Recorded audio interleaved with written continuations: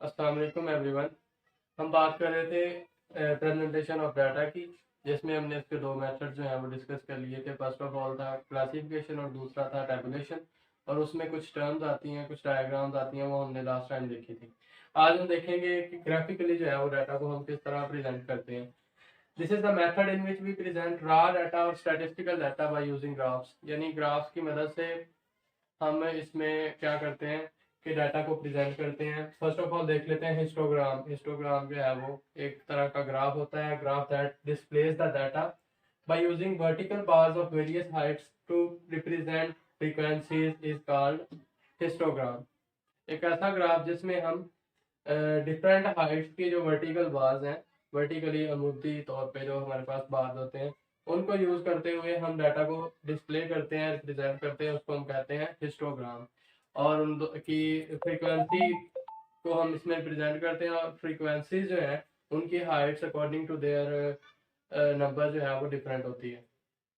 उसके बाद हम देख लेते हैं अक्सर वो एमसीक्यू या किसी भी तरह से कोई शॉर्ट क्वेश्चन में पूछ लेता है कि हिस्टोग्राम और हिस्टीरियोग्राम जो है वो उन दोनों में क्या फर्क होता है। Histogram is the graph of frequency distribution is called, जिसमें हम फ्रीक्वेंसी डिस्ट्रीब्यूशन शो करवाते हैं उसको कहते हैं हिस्टोग्राम।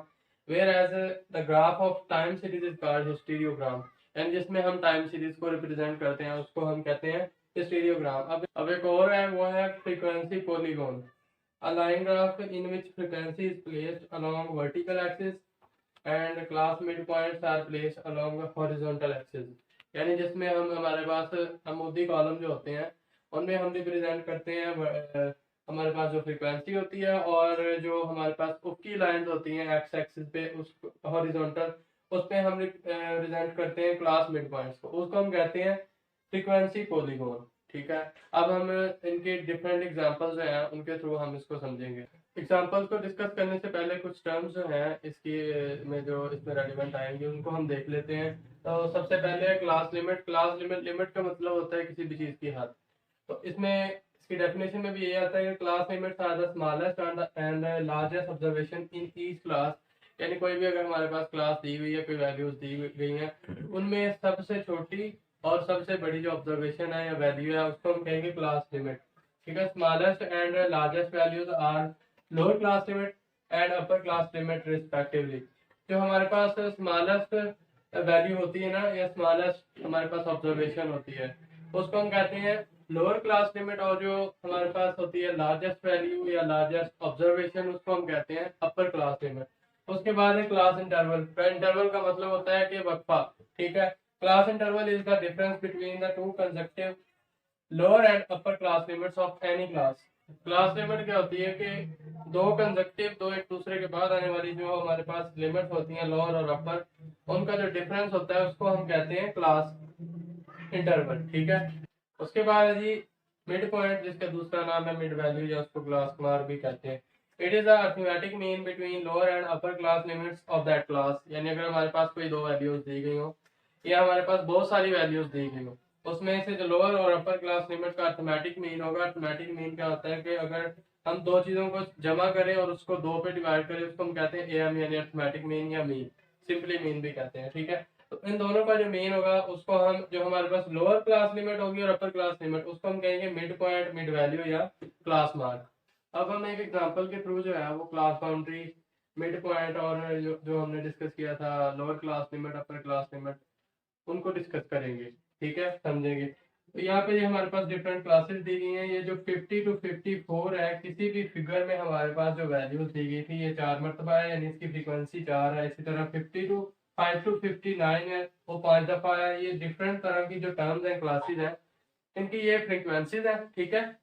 और हुआ क्या है यहाँ पे कि ये जो 50 है ये हमारे पास है लोअर क्लास लिमिट, और 54 जो है वो है अपर क्लास लिमिट। ये दोनों क्या है, क्लास लिमिट है।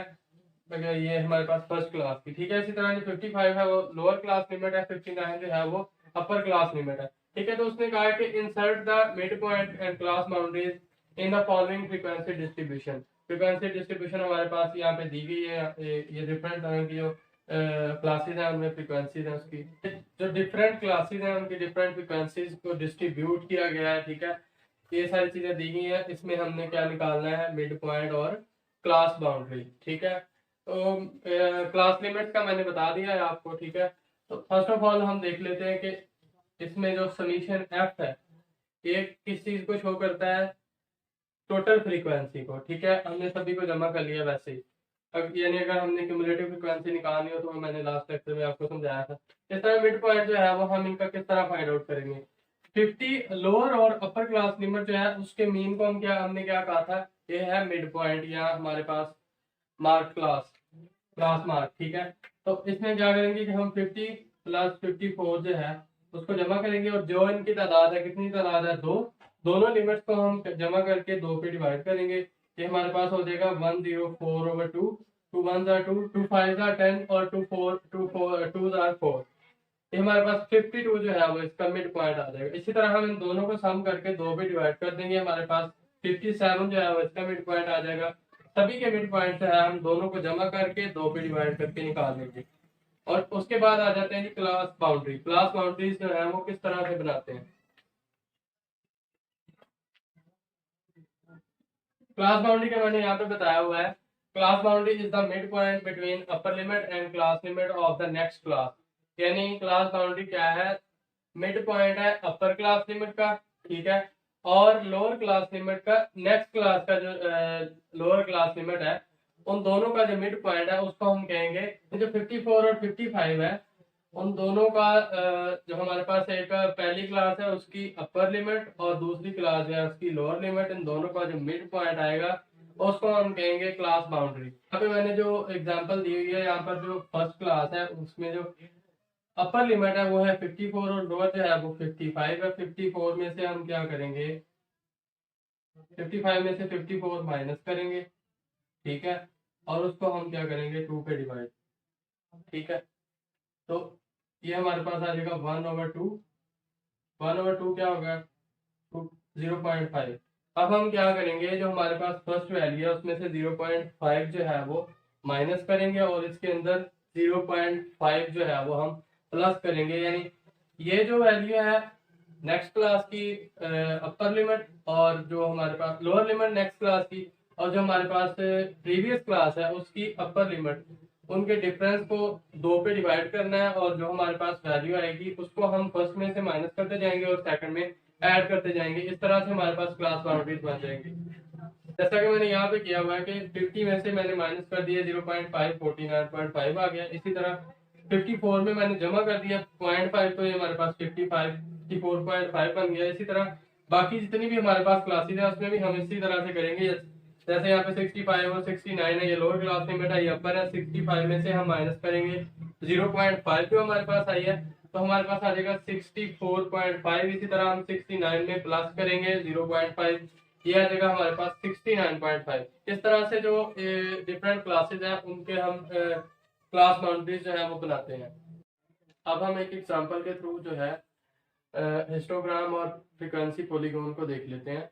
जो यहाँ पे मैंने दिखाया हुआ है, जैसे यहाँ पे एक एग्जांपल है कि हमारे पास क्लास लिमिट्स और फ्रीक्वेंसी जो है वो दी गई है, ठीक है, और इसकी हमने क्लास बाउंड्री और मिड पॉइंट जो है वो खुद से बना लिए हैं, जैसे मैंने यहाँ पे प्रीवियस एग्जांपल में भी आपको समझाया है, ठीक है। उसकी सेम मेथड के साथ हमने क्लास बाउंड्री और मिड पॉइंट इसके बना लिए। अब हम इसका हिस्टोग्राम बनाएंगे। हिस्टोग्राम किस तरह बनाएंगे, एक साइड पे हम लेंगे फ्रीक्वेंसी, इसमें मैंने क्या बताया था कि इसमें हम क्या करते हैं, फ्रीक्वेंसी डिस्ट्रीब्यूशन को देखते हैं, और एक साइड पे हम लेंगे इसकी क्लास बाउंड्रीज, और फ्रीक्वेंसी के हिसाब से हम इसकी क्लास बाउंड्री और उसी हिसाब से हम वर्टिकल बार जो है उनको ड्रा करेंगे। जैसे मैंने यहाँ पे ड्रा किया कि 9.5 जो हमारे पास लोअर लिमिट है, इसमें फ्रीक्वेंसी कहाँ पे आती है, 3 पे, यानी 0 1 2 3 4 और उसके बाद 5, ठीक है। इसी तरह से हमारे पास 14.5 लोअर क्लास लिमिट है, 14.5 से 19.5 तक फ्रीक्वेंसी जो है वो कितनी है, 7, तो हम 7 के हिसाब से यहाँ पर बार जो है वो ड्रा करेंगे। इसी तरह से 19.5 से 24.5 की जो क्लास बाउंड्री है उसमें फ्रीक्वेंसी कितनी आती है, 10, ठीक है। तो 10 के सामने जो है उसको हम ड्रा करेंगे, और इसी हिसाब से जो है बाकी चीजें जो हमारे पास सारी ग्राफ हैं उसको हम ड्रा करेंगे। ये हमारे पास है हिस्टोग्राम। अब हम फ्रीक्वेंसी पॉलीगॉन को देख लेते हैं। यहाँ पे मैंने एक साइड पे शो करवाया वर्टिकली जो है फ्रीक्वेंसीज को, और दूसरी साइड पे मैंने हॉरिजॉन्टल शो करवाया मिड पॉइंट्स को जो मैंने यहाँ पे बनाया है, ठीक है। तो हम इसी हिसाब से फ्रीक्वेंसी पॉलीगॉन बनाएंगे कि ये हमारे पास 0, 5, 10, 15, 20 यानी ये हमारे पास अगर हम इनको सम करें तो यानी जो है मैक्सिमम इसमें 18 है, ठीक है। तो 18 से ऊपर क्या आएगा 20, उस हिसाब से हमने यहाँ पे फिगर रख ली, ठीक है। और इस तरह यहाँ पे मैंने इस हॉरिजॉन्टली मैंने लिखे हैं मिड पॉइंट्स, ठीक है। 0, 7, 12 जो जो हमारे पास आए हैं, 0 से बाद 0 है, तो उसके बाद है 7, 12 यानी 5 के डिफरेंस से ना मैंने यहाँ पे मिड पॉइंट्स को लिख लिया, ठीक है। तो अब हम देख सकते हैं कि 7 जो है हमारे पास मिड पॉइंट यहाँ पे कोई नहीं है, तो वो किस पे आएगा 0 पे, ठीक है। अब हम देख सकते हैं कि हमारे पास जो मिड पॉइंट 7 है वो इसमें किसी भी जगह मौजूद नहीं है, लेकिन जो 12 है वो आ रहा है। 12 जो है उसके सामने कितनी फ्रीक्वेंसी है, वो है 3। 5 से थोड़ा सा नीचे जो है हम यहाँ पे एक डॉट लगा दें, ठीक है। उसके बाद हमारे पास 17 आ रहा है। 17 जो है वो किसके सामने है, उसके सामने कौन सी फ्रीक्वेंसी है, उसकी फ्रीक्वेंसी 7 है, ठीक है।